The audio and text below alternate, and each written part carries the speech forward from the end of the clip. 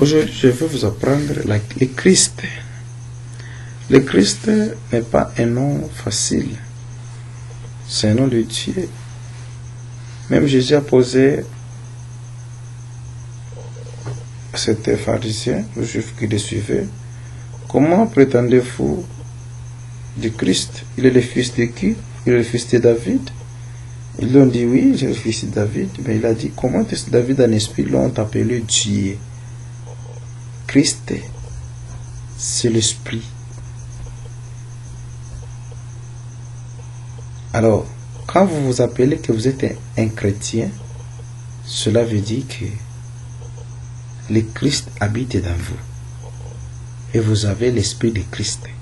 Quand vous avez l'esprit de Christ, cela veut dire que vous devez vous comporter comme Christ. Parce que Pierre fut reconnu par ses paroles que toi, tu ressembles à ce monsieur-là. Mais toi, tu t'appelles chrétien, tes caractères dans l'avenir là, tu te reconnais dans ta famille, dans ta maison, tu ne respectes pas ton mari, ta femme, tes enfants, tu fais tout ce que tu veux, mais tu es chrétien. C'est ça, le christianisme, banditisme.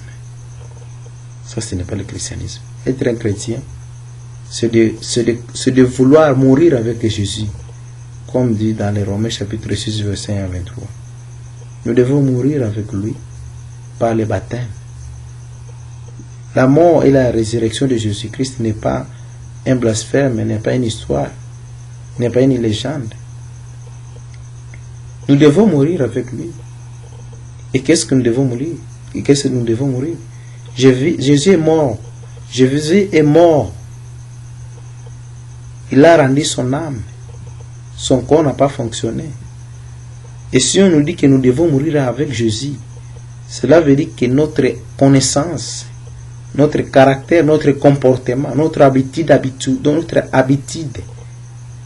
coutumière que nous sommes nés avec, doivent mourir. Tu devrais changer tes langages, tes parler là beaucoup, tes injures, ta colère, ta haine, tes rancines. Tu devrais mourir, tu devrais le tuer. Et qu'est-ce qui va tuer ça? C'est la parole de Dieu. La parole de Dieu va te purifier, il va te changer. Mais si tu ne changes pas en écoutant la parole de Dieu, tu changeras comment? Qu'est-ce qui va encore te changer? Et tu seras appelé chrétien par rapport à quoi? Parce que vous êtes quelqu'un qui balaye dans l'église? Ou soit parce qu'on vous appelle ancien? Non. Être un chrétien, c'est posséder le Christ dans vous. Un chrétien, c'est celui qui a l'esprit de Christ dans lui. C'est celui qui est puissant. Un chrétien doit être impuissant. Vous devez posséder la puissance de Christ. Et non être chrétien par sentiment. Donc vous avez cru en Jésus-Christ, pourquoi? Parce que ma mère m'a dit d'aller à l'église. Oh, parce que mon oncle, parce que je suis né dans cette église.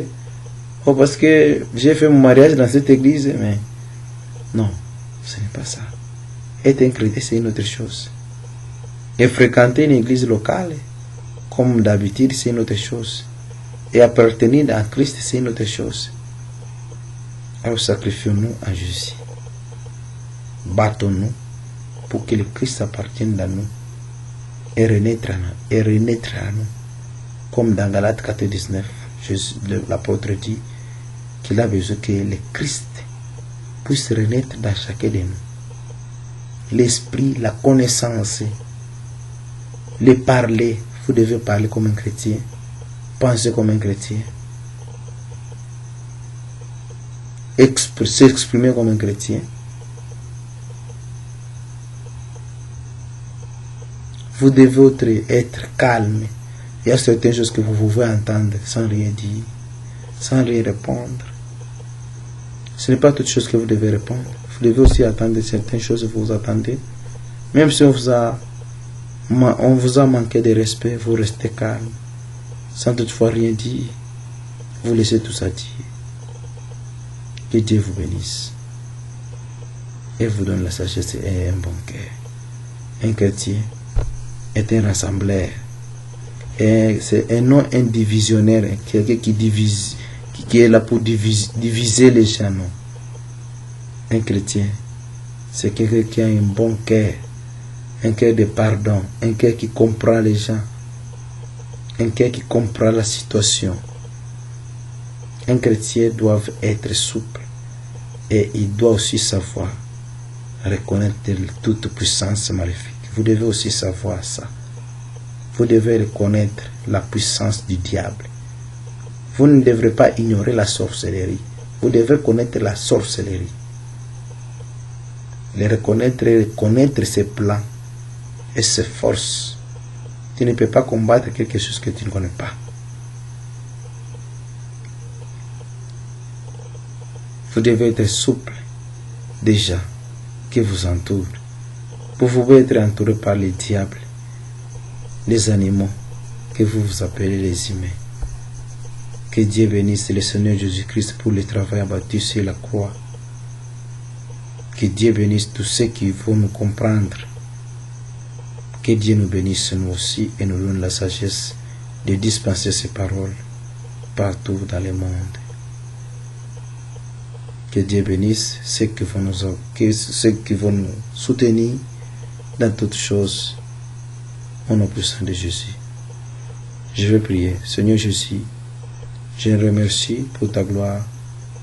Tu nous as donné le temps de partager ta parole. J'aimerais que cette parole soit puissamment. Tu as créé toutes choses par ta parole. Bénissez ses frères, ma sœur. Bénissez ses papas qui a suivi cette parole du début jusqu'à la fin. Faites de lui que cette parole soit une connaissance, soit une nourriture. Seigneur Jésus, tu as la force de transformer toutes choses. La Bible nous déclare que tu as transformé l'eau en vin. Tu as transformé l'eau en sang. Tu es capable de transformer les cœurs des gens. Que la puissance entre dans le cœur de tout homme, de chacun qui va écouter ces paroles. Nous te remercions parce que tu es Dieu tout-puissant, qui bénit ceux qui nous écoutent.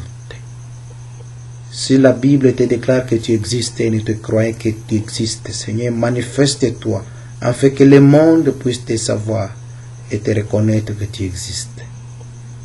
Manifeste-toi par tes œuvres. Merci Seigneur Jésus. Je sais que à celui qui croit, tu te manifesteras. Au nom puissant de Jésus. Guérissez les malades. Bénissez ceux qui suivent ton enseignement. Bénissez tout le monde. Au nom puissant de Jésus. Amen. Merci beaucoup. Que Dieu vous bénisse. Je m'appelle missionnaire Aaron.